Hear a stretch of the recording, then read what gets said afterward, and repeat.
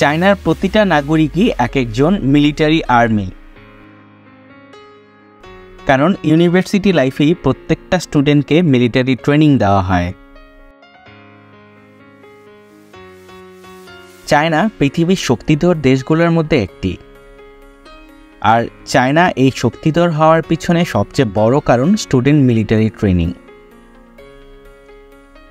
চাইনিজরা ইউনিভার্সিটিতে অ্যাডমিশন নেওয়ার পর প্রথম 1 মাস মিলিটারি ট্রেনিং নিয়ে থাকে, যা সব স্টুডেন্টদের জন্য বাধ্যতামূলক।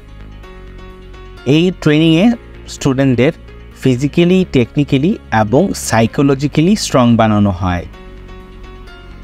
30 থেকে 40 জনের টিম করে আর্মি অফিসাররা ইউনিভার্সিটিতে এসে এদের ট্রেনিং দিয়ে থাকে।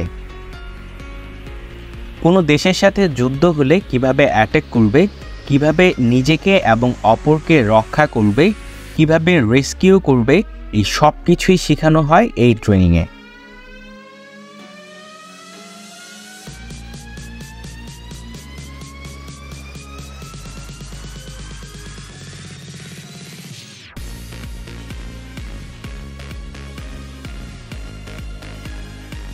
মিলিটারি ট্রেনিংয়ের প্রায় অনেকাংশের ট্রেনিং দেওয়া হয় এই স্টুডেন্টদেরকেও।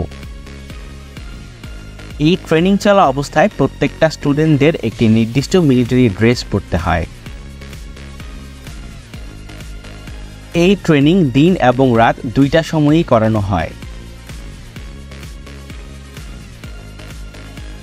এই ট্রেনিংয়ের মাধ্যমে চায়নার প্রতিটা নাগরিক এক একটা সৈনিকে পরিণত হয় এবং দেশের ক্রিটিক্যাল মুভমেন্টে সবাই যোগ দিতে পারে, যার কারণে চায়না পৃথিবীর শক্তিধর দেশগুলোর মধ্যে একটি।